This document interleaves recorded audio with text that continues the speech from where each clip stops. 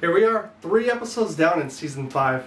Another great episode. I must say, as a fan of the comic, I'm very pleased at the parts of it that they took into the show. Now, it should go without saying, this video is going to contain a lot of spoilers, so if you haven't seen the 3rd episode yet, I suggest stopping this video and go and watching that one. With that said, I'm going to recap the episode as well as get some insight as far as what was taken from the comics and what was changed. Episode 3 starts off right where the last one finished. We find Bob Stokey on the ground still, with Gareth trying to have a conversation with him while eating his leg. Bob breaks into a hysterical laugh, and Gareth and the rest of the people from Terminus think he's gone insane. But Bob shows them the zombie bite and starts to yell they're eating tainted meat. I spoke about this a bit in the last video, saying how this happened to Dale in the comics. This scene was incredibly close to how it played out in the comics. It's Dale that wakes up in the backyard of several connected houses. After finding out he's being eaten alive, he tells them they're all stupid, yelling he's been bit and now he's tainted meat. As in the show, some of the hunters ask if they should kill him, but Chris says he has a better idea. Back at the church, Sasha is starting to get very upset with Bob now missing. She blames Gabriel and almost kills him until some of the others stop her. She says with Bob, Daryl, and now Carol all missing shortly after meeting Gabriel, it's too big of a coincidence. Gabriel breaks down and confesses his secret that he's been hiding, which is, when this whole thing started, he kept people locked out of the church who came there for refugee. He says he could still hear their screams as zombies came and tore them apart. From the comics, Gabriel confesses to this right when they arrive at the church. He tells Rick that he believes they're to punish him for his sins. The show puts Sasha in the role of Andrea from the comics, which would kind of be hard not to do since they've already killed her off in the show. In the comics, it's Andrea who's frantically searching for Dale. Shortly after this, the group hears some commotion coming from outdoors and they go outside to find Bob laying on the ground, missing a leg. As they're bringing him back inside, we hear a gunshot and a bullet flies by. From the comics, it's Dale who's brought back to the church, but this happens the next day, not at night. As the group rushes out to save him, Rick notices that they're being watched and tells the group to quickly rush Dale back inside when he gives a signal. As they rush him back in, Glenn gets shot in the leg once. They rush back inside where Rick starts to panic, stating that they need to board up the place. Abraham tells him to calm down, saying that if they wanted to kill us, they could have done so when we were outside. Only shooting once and hitting Glenn, it's obvious they're just trying to scare us. The main reason I thought that the entire Season 4 and the first episode of Season 5 covered the entire Volume 11, Fear the Hunters, was because of the last line in Season 4. They're gonna feel pretty stupid when they find out. Find out what?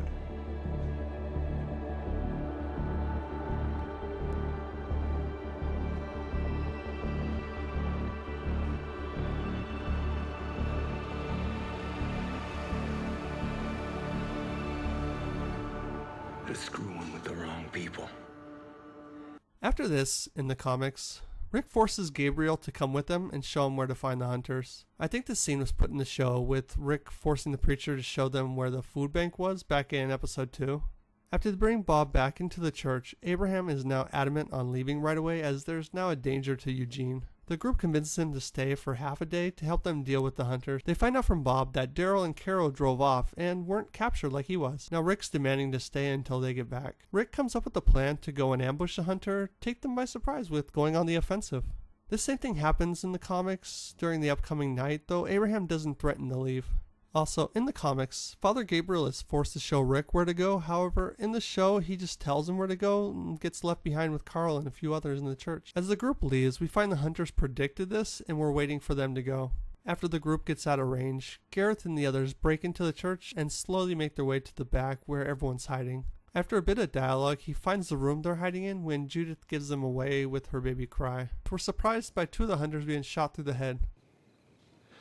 I'll hit the hinges. I originally thought this came from inside the room by Carl, but the camera turns around and shows Rick come out from the shadows demanding them to lower their weapons.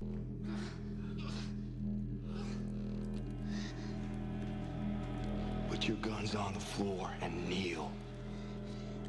From the comics, Rick, Michonne, Abraham, and the others find where the hunters are camped and get the jump on them. Just like in the show, only Rick comes out first, demanding the hunters give up. Now, Rick in the show is a bit more evil in my opinion. In the comics, he gives them a chance to walk away and leave them alone, which Chris declines, saying he believes Rick is alone and they will finish their group off. Rick shows him he's not alone by having Andrea shoot the ear off of one of the people in Chris's group. Chris raises a hand in anger, only to have his fingers blown off, which they also put in the show. Put your guns on the floor. Rick will fire right into that office, so you lower your gun.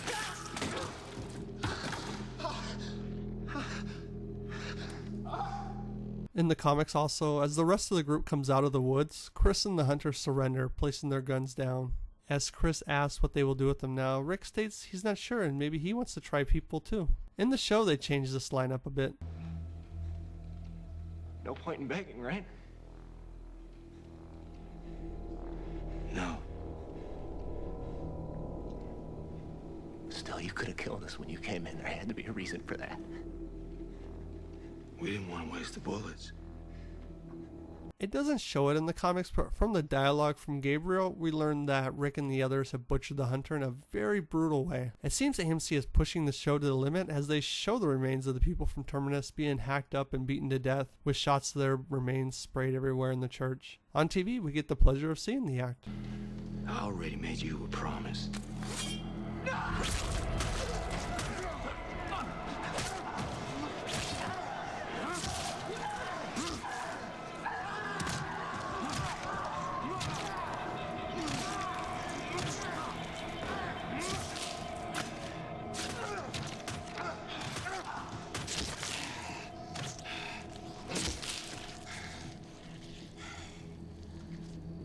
As in the comics, we could see Gabriel is very uncomfortable with this new group, as well as Tyrese in the show.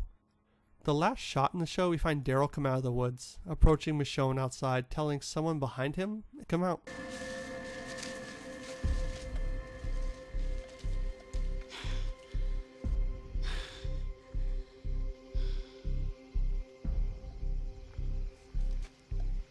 Where's Carol?